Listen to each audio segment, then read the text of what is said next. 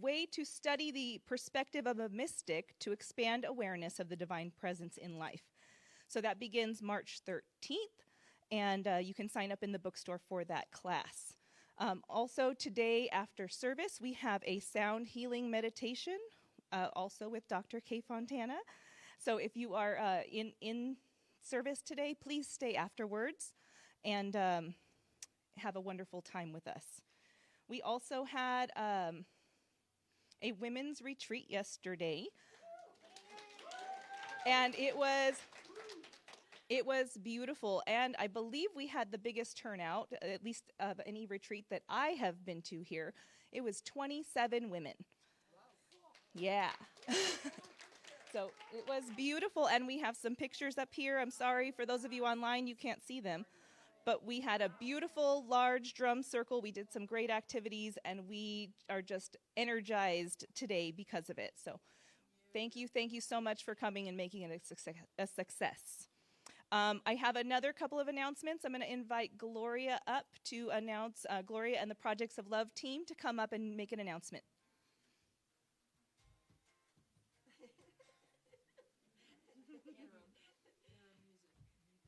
Hello. Good morning. We're Projects of Love, and we have the awesome privilege to assist Reverend Karen with her vision for community outreach. And today we shine the light on the singletons. So 4 times a year we get together and we choose an organization for the center to donate to. And Jillian will give you some information about the singletons. Good morning. The Singletons is a homegrown in Arizona organization for single parents that are suffering with cancer or battling cancer. They offer opportunities to give them food, home-cooked food.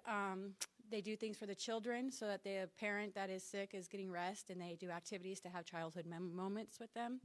They have household essentials that they give for them to provide for the house, and if they are doing any kind of treatment, they provide the transportation through and back. So it's just a loving, supportive group to help a single parent that is with cancer and just give them an opportunity to still have time with their family and healing and nutrition. Thank you. Thank you. And they're located locally in Scottsdale, in Arizona, or Scottsdale. Thank you. Wonderful, thank you. And then I believe that Kathy Bradford also has an announcement I'm going to let her talk about. Hello, everyone. I am so excited to announce I am going to teach a class. And it's called Seeds of Love, a course in gardening. Create a beautiful garden that enriches your mind, body, and soul.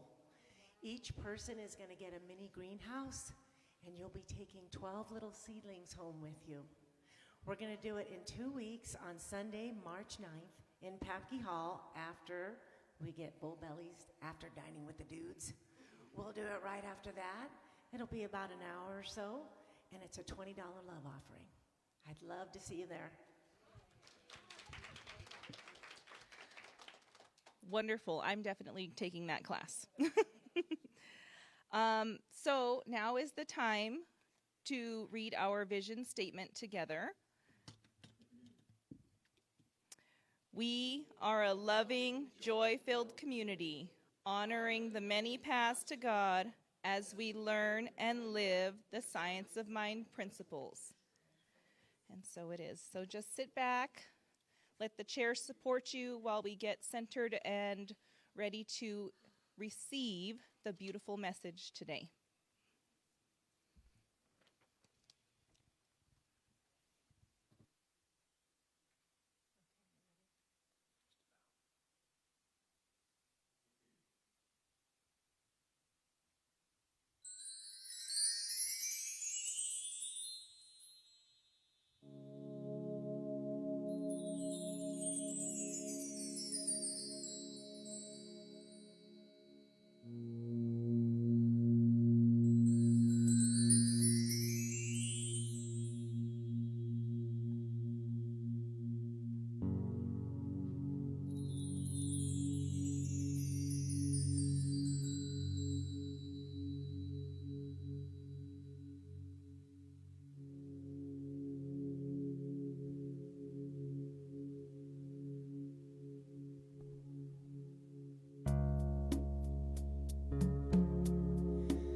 So just take a deep breath and relax as we move within.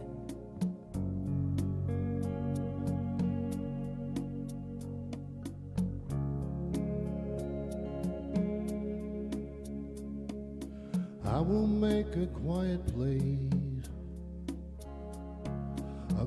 place within my heart. I will wait upon the Lord, wait upon the Lord. Be still, my soul, be still. Be still, my soul, be still. Be still and know.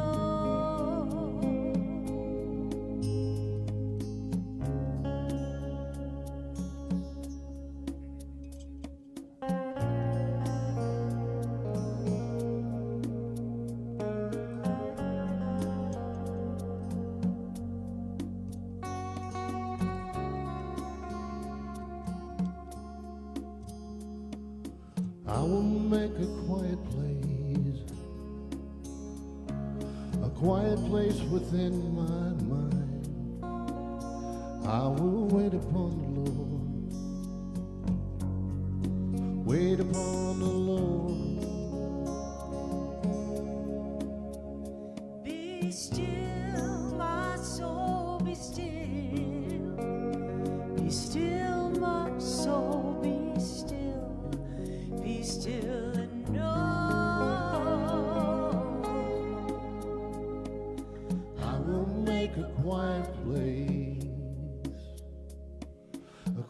place within my life. I will wait upon the Lord,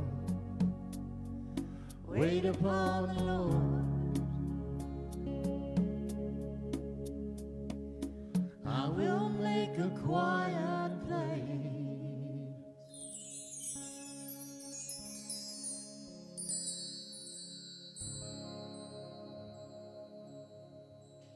Be still.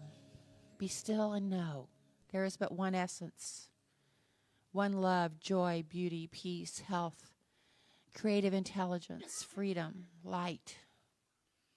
And each of us are a spark of this essence, a part of the whole. God moves and lives and has its being through us as us. And this being allows us to show up in the world as all the attributes of this essence. And I say a word of blessing for Reverend Karen and her awesome message that she gets to share with us today, that is filled with divine love, divine wisdom, that we can take these lessons and share and grow with them. And I say a word of blessings for the Bradfords and their music, which always, always, always touches us, brings us together, brings us joy, gives us smiles, feel-good feelings. And knowing this service is absolutely perfect, I just release this into the law. And together we say, and so it is. The thing is like, wow. Okay, so there, can you hear me? So I'm reading today from Ernest Holmes' book, one we don't really talk about a whole lot, but I kind of pulled it out and started going through it, and I thought, this is interesting. It's called The Hidden Power of the Bible. Yeah, well, I'm kind of into studying some stuff right now, so this kind of fits in with what I'm doing. You know me.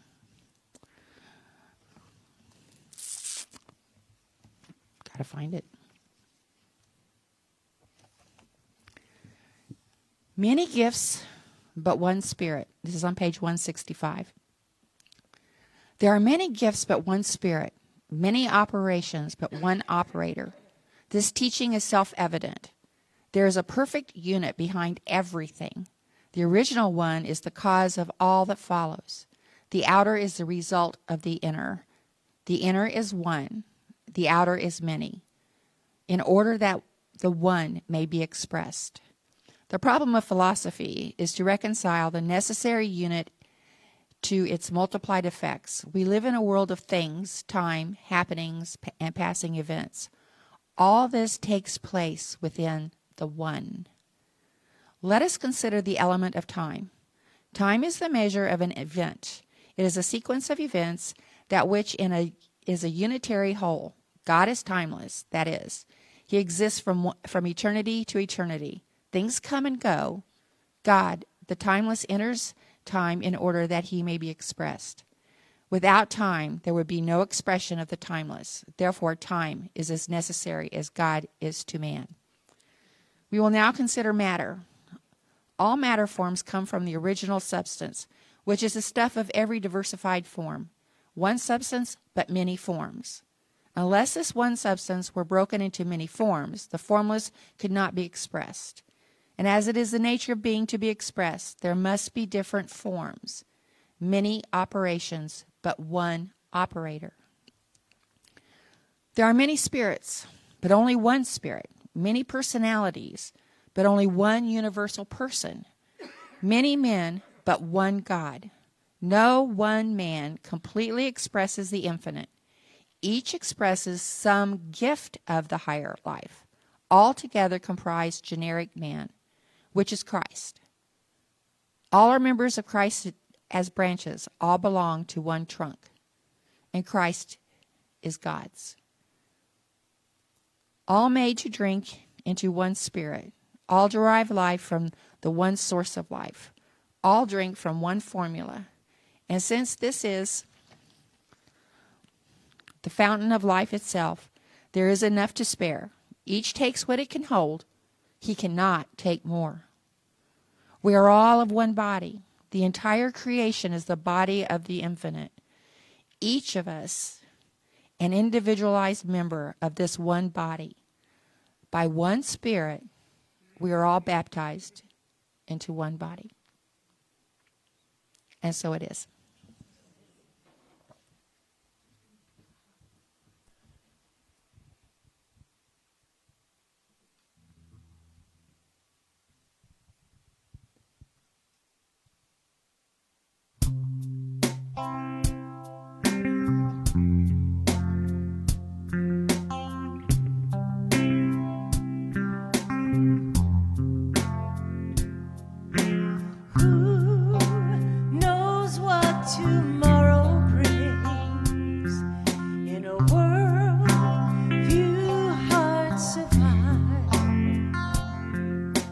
All I know is the way I feel. When it's real, I keep it alive. The road is long. There are mountains in our way,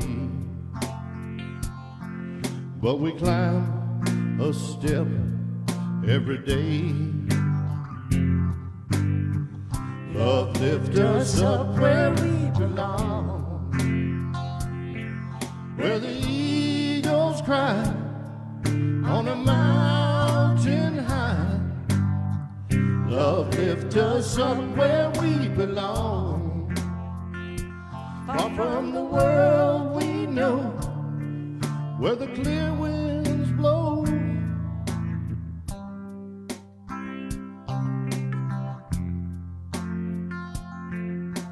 Some hang on to used to be, live their lives looking behind. All we have is here and now, all our lives out there to find. The road is long. There are mountains in our way, but we climb a step every day. Love lift us up where we belong, where the eagles cry on a mountain high. Love lift us far from the world we know, where the clear winds blow. Time goes by, no time to cry. Life's just you and I, alive today. Love lift us up where we belong, where the eagles cry on a mountain high. Love lift us up where we belong. Oh, very fine. Very nice. Thank you, thank you, thank you. That is a perfect song selection for what I'm about to say. Good morning. Good morning. Welcome to the West Valley Center for Spiritual Living. It's wonderful to see you here today, and it sounds like it was a really impactful event yesterday. I love a cajillion hearts on the tree back there representing the women's retreat. Be fun to see if we do it again later in the year, what creative ideas we might have as to how we could augment that. And it's a wonderful time to be looking at this idea of rootedness. And today the message is going to really enhance the way we've been talking about all of that rootedness for weeks now. I've written a sort of a practical message that has some timeless wisdom in it about everyday living. And, we are centers for spiritual living. So it is that spiritual living in an everyday way that we want to focus on and tap into those rooted principles and practices that are all about who we are and how we want to show up in the world. The title of my message this morning is Elevating Awareness. So you can see why that was a good song choice on the part of the Bradfords. And I got the inspiration to write this message from a quote that is actually an old, familiar quote for me, and I revisit it frequently in my own spiritual journey, from Dr. Ernest Holmes, because Holmes always, he's very relatable for me. And here's the quote that is quite good. He says, "The whole aim of the study of science of mind is to realize and to consciously penetrate the upper atmosphere of our thought, and then bring into our lower minds the greater visions of reality." So he's using this symbolic sort of image of upper and lower, upper being the divine, you would think of it as heavenly, and the worldly would be the lower. And we know, of course, that we are human beings having, we're spiritual beings having a human experience. And so our goal is always to follow that invitation to know that there are higher thoughts than just the things that the way our little minds meander through any day and through all our experiences, that there's always a different perspective. And so that's what we're looking at this morning. I know that when I remember there are my thoughts and that there are the thoughts of God, but when I give my attention to those higher thoughts, then my thoughts and God's thoughts begin to mingle. I start to think differently through that elevated awareness. And that's a great help in living our lives. So I think what we're really talking about today is a state of mind. How do we manage or look at, acknowledge, work with, and know that we have the power to change the state of our mind? Where we seem to rest or get stuck in our thinking creates an atmosphere that we then carry with us throughout the day. So we're talking about how we can use our state of mind and be conscious about it, and then we are participating in a more functional way in our human lives. What are you laughing about over there? Should mind my own business and let you guys talk amongst yourselves. It just looked really fun. Felt you looking at me. It's like it's one of those moments where it was like that day my pant leg was stuck in my boots and I didn't notice. If there's anything I need to know. Is my cord hanging out, Rod? Everything is okay? All right, let's proceed then. I'm sorry. You know I love to play with the audience. It gives me meaning and purpose. So when I was writing the talk, I thought I need a good story about state of mind that can be relatable to us. And I was thinking about when we were living in lockdown, when we were experiencing the pandemic. I was the person that had to do the shopping for me and my husband, So I had to brave the grocery store. And let's face it, there were a few months there where none of us really wanted to leave the safety of our own homes. And I would go to the market, and it more than worrying about the virus that was pretty scary in those early days. The hard part for me was the empty shelves. It was like, wow, in our lifetime, that was a strange experience to be in the car, driving to the store, and you don't even know whether or not you're going to be able to get some of the things you would like to purchase and bring home. And baking, wasn't baking a challenge? I have a daughter whose first love is the way she gets through stress is to bake for her family. And we couldn't get flour anywhere, so I looked online, and the only flour I could buy that would be delivered was a 50-pound bag of flour, something on Amazon. It came in a cloth sack. I couldn't even lift it. I couldn't even drag it in the house. I called her up and I said, "Hey, I got a surprise for you. It's on the front porch. Come get it." So, and it was so gratifying because it was a really cool gift to give somebody who would be happy that she could feed her family bread and cookies and cakes and stuff. So, and boy, she had that flour for a long time. She shared it with one of my other daughters, and it was kind of a cute story. But I didn't like going to the grocery store because it was so in our face. Remember those first few times you went out and we had to get used to seeing each other masked? That was kind of creepy. And I also remember walking through the store and thinking, nobody's making eye contact. It's like none of us wanted to really look at each other. I don't know if it was because I had trouble seeing how we were hiding behind, not hiding, but hidden. We were hidden. It felt like it was really separating us from each other. And of course, we were really separated from each other during that time. But we have all these memories. And so what I want to tell you is the way that I used our teaching, this spiritual philosophy, or any philosophy really that's for the betterment of your own well-being, would give you similar ideas. But I would pray in the car on my way to the grocery store to create a state of mind that would make my grocery shopping experience a little bit more pleasant. So I would imagine that I don't know what I'm going to be able to buy or what shelves will be empty. I mean, I'm pretty sure there'll be no toilet paper. That was a given.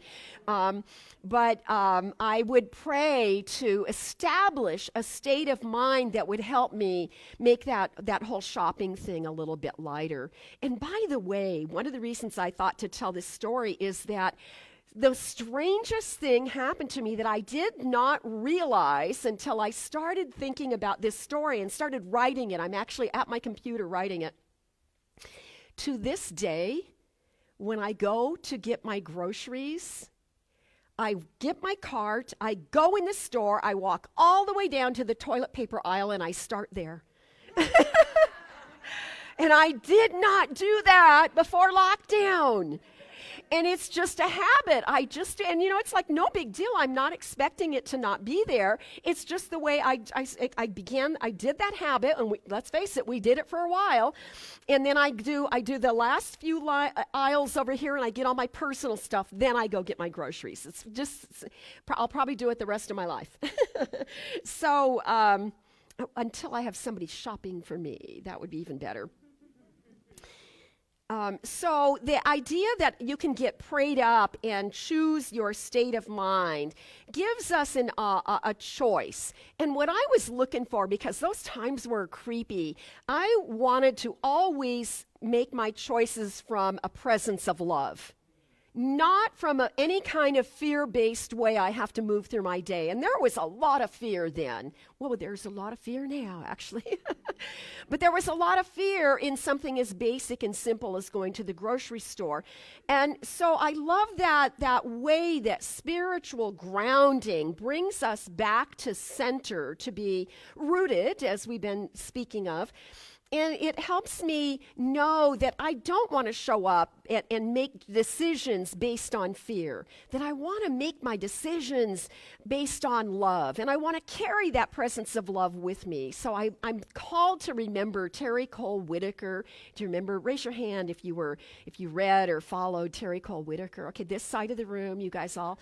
She passed recently. Do you know that, like in the last year or so, she's made her transition? Oh, surely all of you know Terry Cole Whitaker too. Yeah. So Terry Cole Whitaker had this great way she would talk about scarcity and abundance. I usually only talk about this when I'm teaching, but I thought it would be really kind of sweet to tie it in today, because when I think of fear-based and love-based, I think of her version of teaching scarcity and abundance. And the difference is, when you are fear-based, you are moving in some idea of lack or limitation or some negative heaviness you're carrying around that sort of separates you from the truth of life's beautiful wholeness and our connectedness. And so she said, scarcity then, lack, limitation, having any sense of not enough is like living in scare city. Scare city, like, woo, right? Isn't that cool? Abundance, on the other hand, is a bun dance. I will not demonstrate it. But it means, be still, hips. It means you're so happy that your buns are dancing, right? You have a joy in life. And I think that it's just so, it's more powerful if I would have turned around and wiggled, right? But you will probably remember it anyhow. You probably already have an image in your mind that I did it. I did not do it. It's recorded. I can prove it. So I did dance a little, I confess. I did. So to have a sense of abundance at a time where we were feeling the opposite of that, just the very vacancy, the empty shelf space in the grocery store, or the way they limited how many things we could buy. Oh my gosh, it was tricky. And when I can have a state of mind, when I am what I call prayed up, and you get that idea now of being lifted, uplifted, then I'm going to see life a little more differently. And sometimes that means if you are not in the immediacy of feeling abundant because things in your life are challenged in that other way, what that means is that you can still be grateful for what you have, and you can be happy for others that have the things that you don't have. One of the greatest tips we could have is to learn to do that. Emma Curtis Hopkins was born in the mid-1800s, a fabulous Christian mystic, probably about the time that book was written. Not really, but you know, you get the idea. It's because it is kind of old.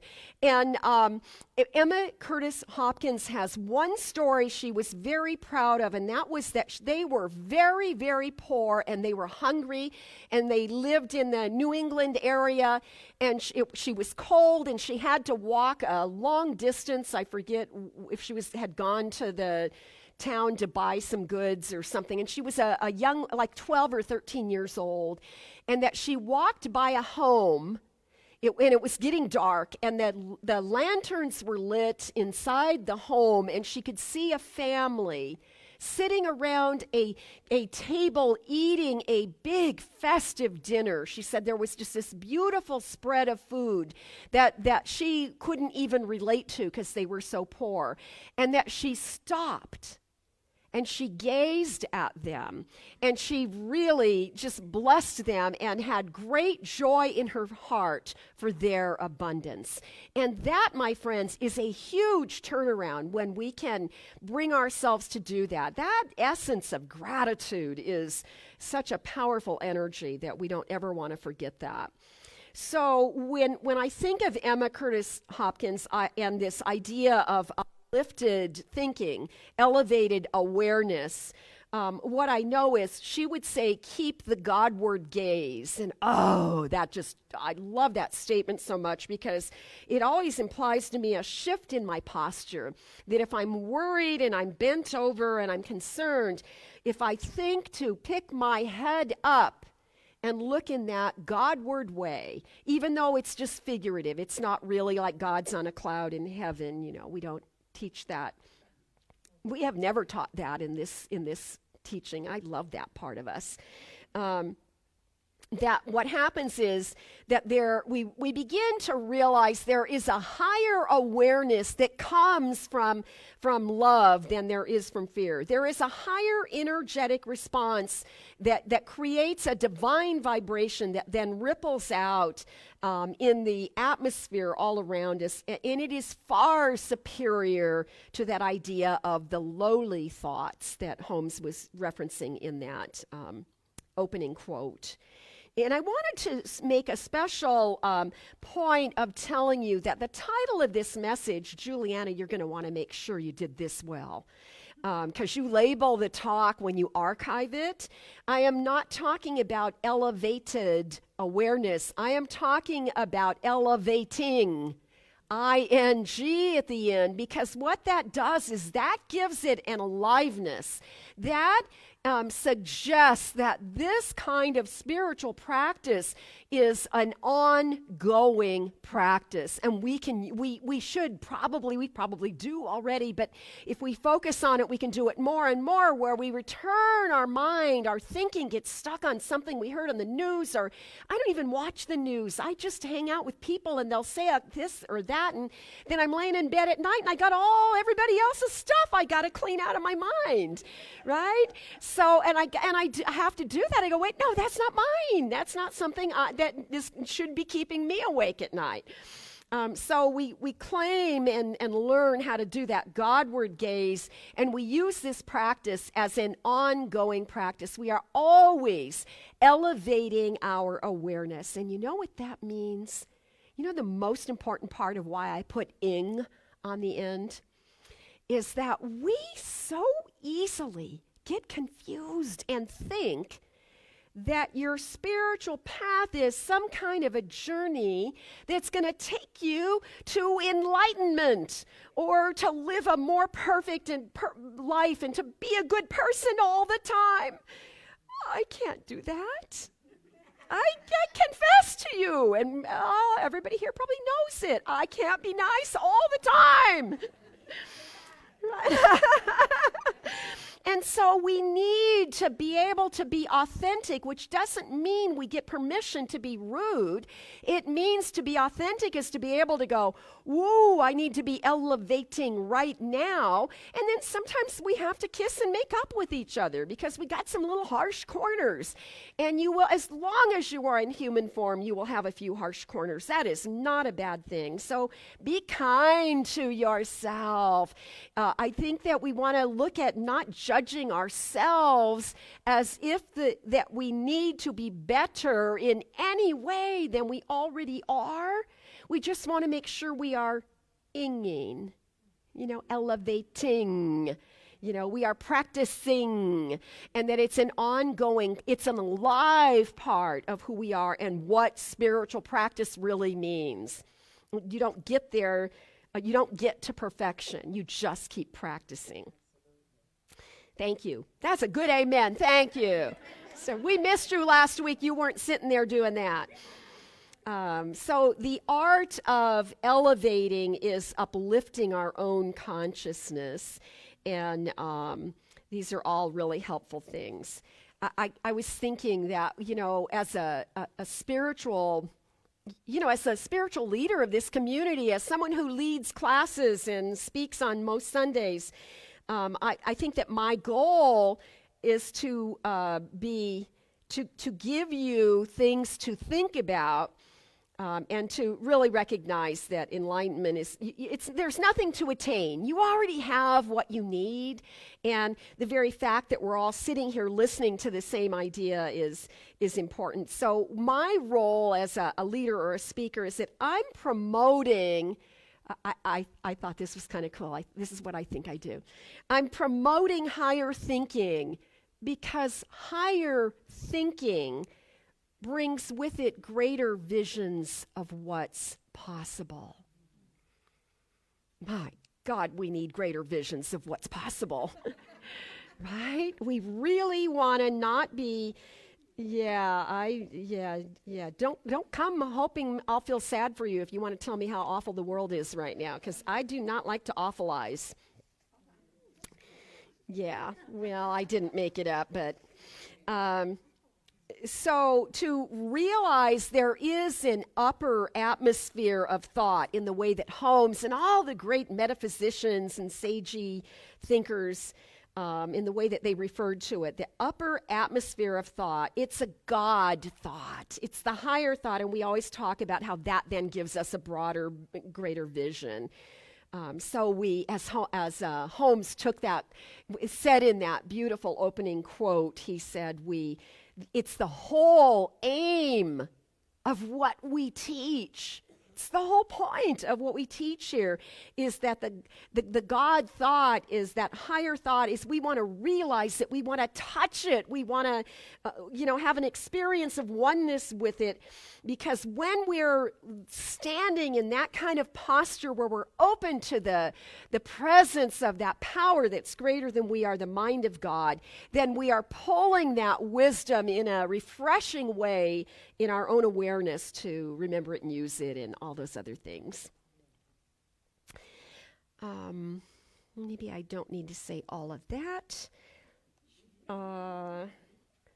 I said all of that. Good. Okay, so that takes me right to someone I wanted to talk about this morning. I noticed that I like to be encouraged by reading or watching a biography event of people who have done great things with their lives, even though they've been greatly challenged.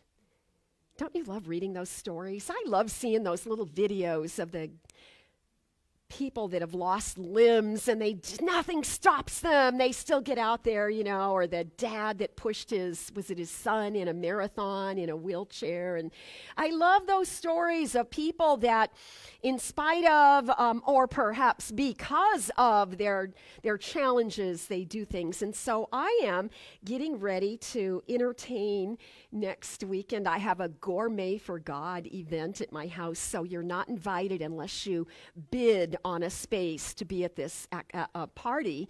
And I'm having what I always call an Oscar party, because I've done it several times in years past. It used to be a tradition when we lived in California. So in honor of the Academy Awards, because I believe that the answers to all of life's riddles are in the movies. So, and I think I'm right. I do. I bet I could prove it. If you were coming to the party, I could totally prove it.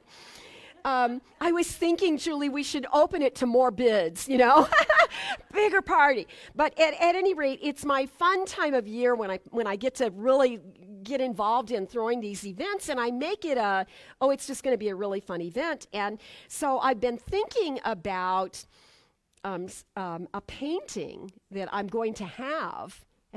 Maybe you didn't know, I have a Frida Kahlo. The artist Frida Kahlo. And they made a movie called Frida, and it was several years ago. I was still living in California, maybe even 20 years ago, I don't know, but a fabulous, colorful. She had some kind of wild life, that woman, and And I have a painting in my garage. And it's not a print, it's not a poster, it's a real painting. Well, all right, it's a painting of Frida that perhaps she didn't paint, even though she's famous for her self-portraits. But it will be at my party. Don't you wish you were coming? Some of you here are coming. I know, I recognize your names. So Frida Kahlo is really one of my heroes because she had an extraordinary, a series of extraordinary challenges she had to overcome. Now, let's get a peek at her life. She was born in 1907 in Coyoacan, Mexico. In 1907. Her mother was a sweet, beautiful little Mexican woman, but her father was a European, a staunch, stern German man. And you can imagine those two cultures coming together. And Frida, by the way, if you don't remember, Frida Kahlo is the one with the kind of one eyebrow. And she always did the same. You still? No? Nothing? Oh, okay. Yeah, lots of you know. She's sort of, that's what people exaggerate when they used to dress up like her at my Oscar party in the old days. And Frida had, she was born into a really cool family, but at 6 years old, she contracted polio. And she was in bed for 9 months. Now, I know polio had a big thing in the U.S. in the 50s, but this would have been in the early 1900s if she was only 6 years old. And so for 9 months, her life was interrupted, and she got a pretty serious limp that she carried the rest of her life from that experience of polio.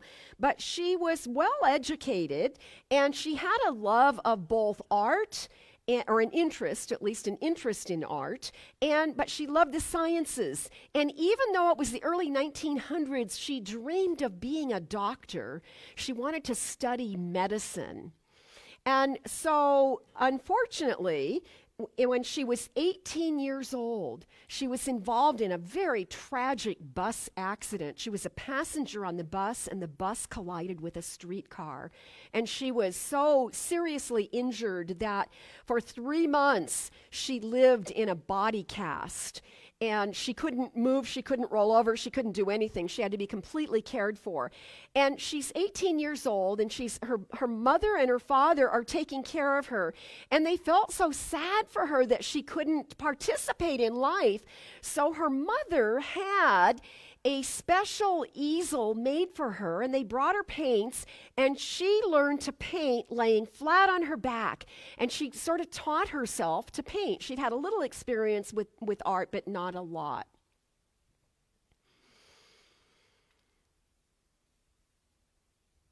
One day she asked for a mirror, and so they mounted a mirror above her bed, and she started painting herself, and that was where her love of the self-portraits come from. Now, if you're familiar with her work, you know it's vibrant and full of color and passion, but it had a lot of real life in it. So her paintings are not always easy to look at because she was living in a body that was constantly in pain. She, the rest of her life, she had many surgeries and suffered greatly, and she liked painting herself and she attempted to put her passion of her experience of life in her paintings. So some of them seem quite beautiful. They're kind of dreamy, they're not very realistically, they're more, oh my God, they're gorgeous. But this is what she said about herself. I paint myself, for I am often alone, and I am the subject that I know best. You know you better than anybody else, though it helps to have feedback, I suppose. People related to her artwork because they could feel her passion. See, she was not just a woman that was suffering. She intended to live a full life, and she was very politically passionate, and she was a political activist. She was a feminist. She took on all kinds of challenges. She traveled all over the world, and through her entire life, she was trapped in a broken body. But here's what I read, and I think this is so important, perhaps the most important thing I'm going to say today. She was trapped in a broken body, but she found her freedom through self-acceptance and through creative expression. She found her freedom by not pretending she wasn't living in a body that was filled with pain and that was hard to carry around. She accepted that.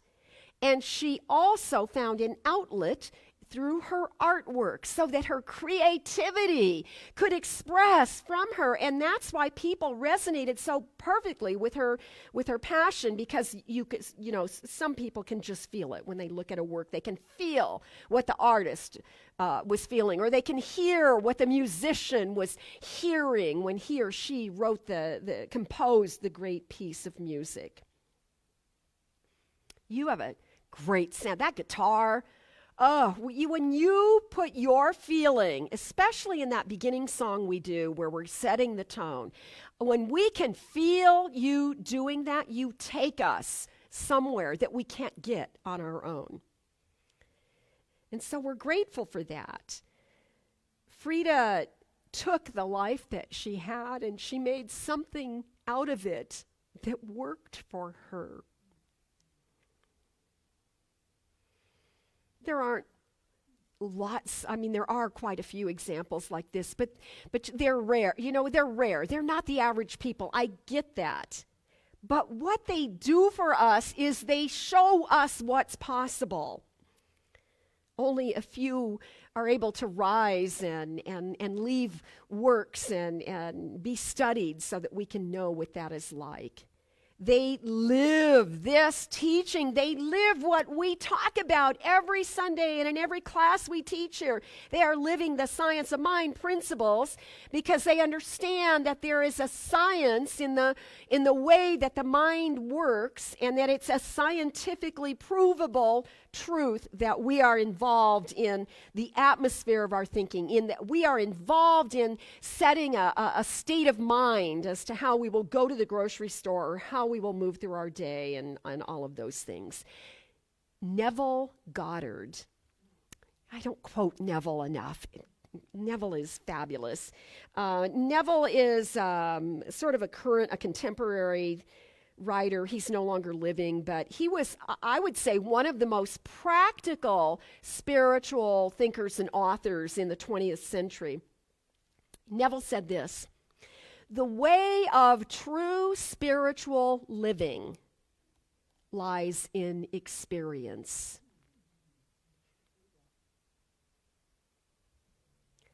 True spiritual living is being awake and aware of how you want to participate in the experiences that you live through. You don't have to be Frida Kahlo, right? We have our own experiences. He goes on to say, practice self-observation. Practice thinking from your aim. I think this is genius because I always say, think from your desire. What is it that your heart desires? And then the problem with that is that people think that means stuff. What are the things I need to have in my life to make me happy? And that's not it at all. Think from your aim. Frida Kahlo knew that she had a purpose, gifts that she had to share with the world, and whether or not she ever dreamed she was leaving a message for us is doubtful. She probably didn't even consider herself successful because her life was difficult all the time. And then Neville ends the quote by saying this. This is important.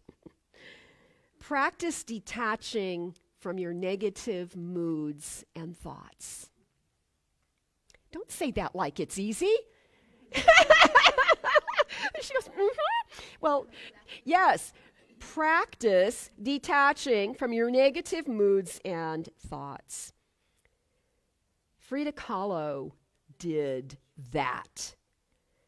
She did not deny her suffering. She did not deny her hardships.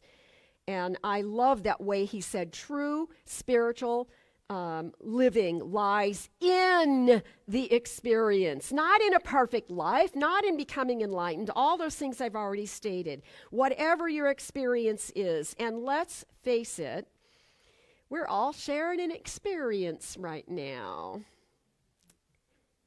But we're all seeing it through different eyes. And as Frida said, I can only understand myself. I know me better than anybody. And what that means is you don't necessarily understand the way other people are interpreting what's going on in the news, in the world, in our country. However, you are still creating an atmosphere of thought in your own mind. So be observant. Notice these things. We do not want to play too long in the muck and the mire of all of that. Emma Curtis Hopkins, that gorgeous voice that said, keep the Godward gaze. In the very first chapter of every book she ever published, she has 12 lessons. It's the same 12 lessons. You would never know it. You could read all those books and not see the theme. I've worked on it for years to be able to know what each lesson means to me. And you will have your own interpretation of that if you spent as many years as I did. And it would not be the same because she's a mystic. She will speak to you in a way that you can garnish what's yours, gather your truths. And in the very first chapter, no matter what it is she's writing about, the very first lesson she teaches is that God is good. That there is a good for me in the universe, and I ought to have it because my good is my God. It's so basic. It's almost primal in the way she does that. But in the second chapter, the second lesson, she calls it denials. I never understand it the way she means it, but she talks about evil. And here's what she says. Fear of evil is the only evil there is. Oh, don't you want to argue? Don't you want to tell me how full of it I am? I'm just quoting her. Fear of evil is the only evil there is. And fear leaves when we tell the truth. When you tell the truth about God. When you tell yourself the truth about what God is. You know, I was just telling somebody in my office a few days ago, I was saying, you know how I do this? When something's really weighing heavy on me, I stop. You guys have anybody that's heard me speak before has probably heard me say this. I stop what I'm doing. I pause and I breathe. You take a breath. And I ask myself, Karen, what do you believe? Because I know what I believe. I believe there's a power and a presence, and it's greater than I am, and it's greater than, no problem is bigger than my God, and I can rest easily, well, maybe not easily, but I can return to truth because did she say speak it? She said tell the truth. Fear leaves when you tell the truth, so I take a moment to tell myself the truth. And then my shaking and trembling settles for a little while. And I can breathe easily again, and I can focus on what it is I do desire to accomplish other than putting out all that frenetic negativity. She said, evil is apartness from God. We would say separate. You've separated from truth. You've separated yourself from God, from reality. Evil is apartness. Oh, she doesn't say God. She says good. Evil is apartness from your good. Don't go looking for what's wrong and what's broken. You will bump into it. You don't have to go look for it. Tell the truth. And then she says this, a course of good reasoning will bring out a happy life. However, a course of wrong reasoning brings illness and misery. So make sure that you take some time to do some spiritual reasoning over all these things that are going on that each and every one of us is praying about. And I pray to convince myself to remember these things that I'm saying today so that I can realign myself. And that's why the spiritual practices are such a gift in our life. Prayer and meditation and contemplation and self-reflection and journaling and practicing the presence. The list goes on and on. These things, the readings that we bump into that are inspired and uplifting, find the things that feed you, because those are the very things that will lift you out of the shadow, at least for a little while. These things elevate our awareness so we're not looking down at everything that is mucky. We do not deny that these are strange times we are living in. My sister sent this morning a picture of a robot in her grocery store in Michigan. Yeah. Yeah, I mean, it was a tall robot. I don't know what he was doing, but it was a robot in her grocery store. Working, intentionally there. He had a job from somebody else's job, you know how that is. So we do not deny that we are living in these strange and awkward times. However, we can still stretch to the light in the same way that a plant stretches to the sunshine. Remember to breathe. Remember to laugh. Find the people that are good to hang out with so that you can see things more clearly, so that we can see with that divine vision, that godly illumination, so that we can all together be a part of bringing more love to this planet. So I love the prayer of St. Francis. Lord, show me how to be an instrument of your love. And I love the way Emma Curtis Hopkins said, Lord, show me the words to make the world glad and sane.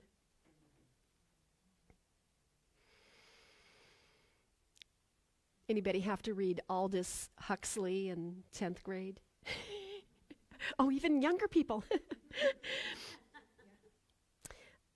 Aldous Huxley is a British author and a philosopher and very, interesting thinker, or was. He said there's only one corner of the universe that you can be certain of improving. It's your corner.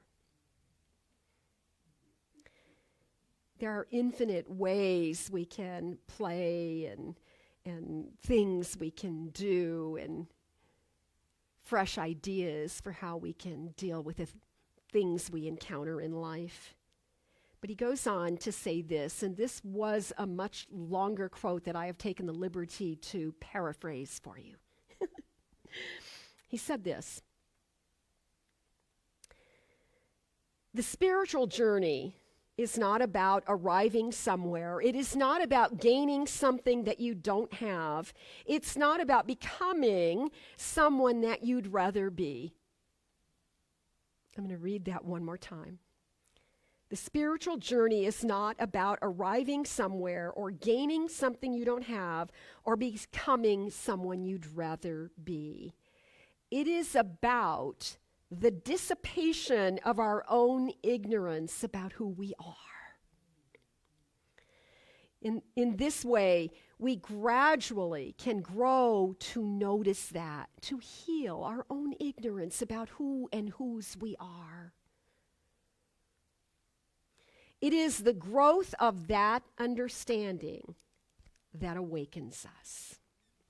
So I invite you to play a little bit in all of these ideas this week. And I'll be thinking about you at the Oscar party. I know you wish you were going to be there. And that's what I wanted to say today.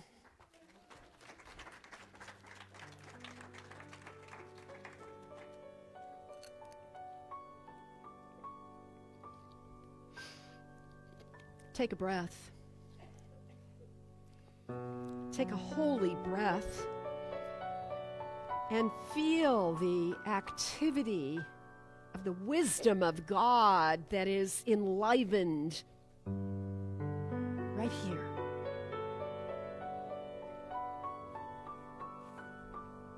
I feel the love of God. I feel it within me. I know it is right here in this sanctuary in the same way that it's right wherever you might be listening from. For there is no place where God is not. So we just feel and sense and recognize that there is a power that is greater than we are. That there is an infinite intelligence that has created this entire universe. Every living thing. And it is the same intelligence that keeps all things connected and unified and in some kind of a perfect order so that the planets know how to spin without running into each other. It is that wisdom that has the birds building nests, laying eggs, and creating new life in this springtime where we are Twitter-pated with the potential of goodness on this planet. The way that new life births itself again and again and again. And so we gratefully recognize our union, our oneness with this power and this presence of God, for it is a power of good. And there is a good for us in this universe, and we should have it. So we open ourselves this day to recognize that this process of elevating is an ongoing process of becoming. That natural growth, that beautiful evolvement of human consciousness that is always upward bound, that is like this great spiral of life in motion, expanding forever and ever in greater ways. So that it is true that we didn't always have airplanes that flew in the sky, but the consciousness was always here. And so we can only imagine what beautiful and holy order is being birthed on this planet even now. Even in the appearance of chaos and things that do not look wholesome and helpful, we can still trust that there's a power that's greater than all of it. That there is a divine reordering in process.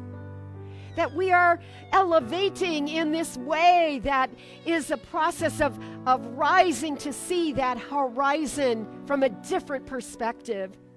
And so I know that I can trust on that perfect order.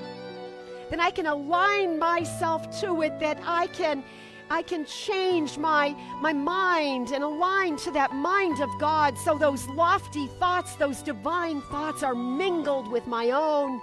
And for each and every one of us, we then can have a greater imagination, a new state of mind, the atmosphere of our own thought being cleansed again and again.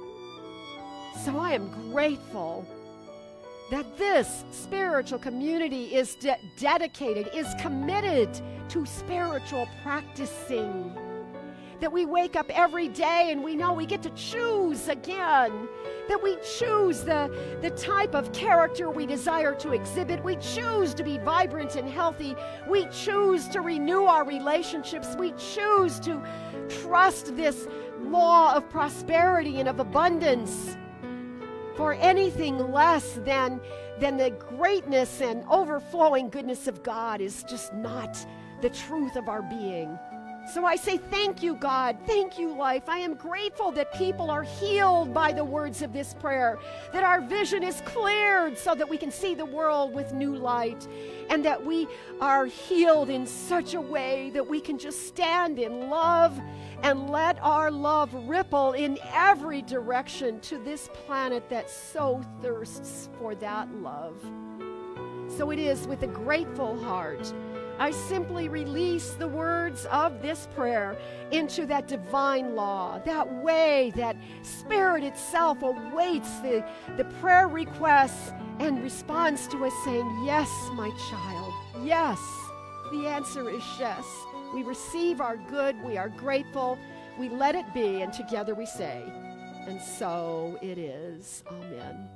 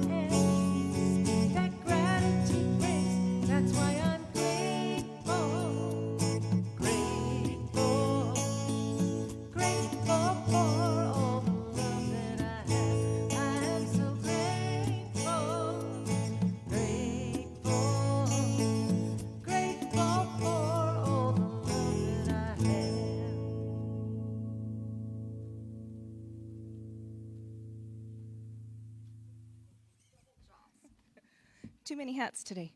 So we are so grateful, and we want to share our gratitude by giving our gifts and tithes and offerings. We do have boxes at the entrance to Papke Hall, at the exit here, and in the bookstore as well. You can give by donating online on our website and also using our QR code, which is printed inside your program. You have it with you right now, so you can just use that if you need to.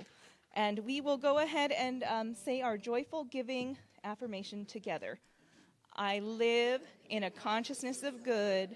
Divine love blesses and multiplies all that I am, all that I have, all that I give, and all that I receive. Thank you, God, and so it is.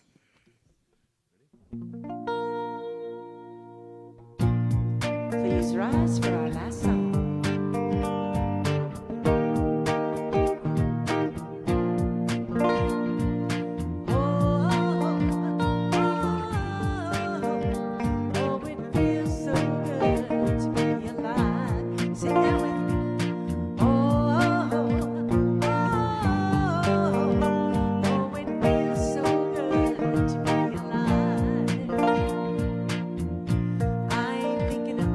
Problem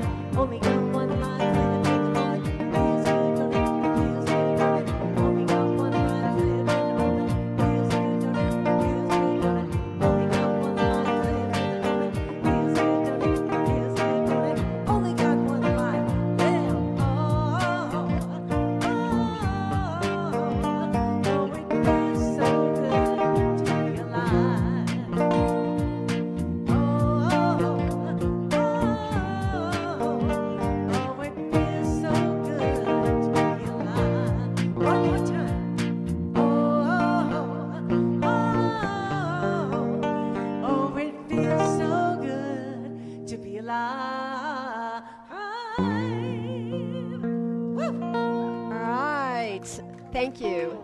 So I think we should try and do the old one we used to always do pre-COVID before we got scared in the grocery store. But I'm not sure I'll remember it, so you might have to help me out for those of you who know it. Repeat after me. Something wonderful is happening through me right now. Something wonderful is happening through me right now. It is this thing called life. It is this thing called life. Life is in my mind. Life is in my body. And life is in all my experiences. I think it. I feel it. I know it. And I accept it. Just the way that it is.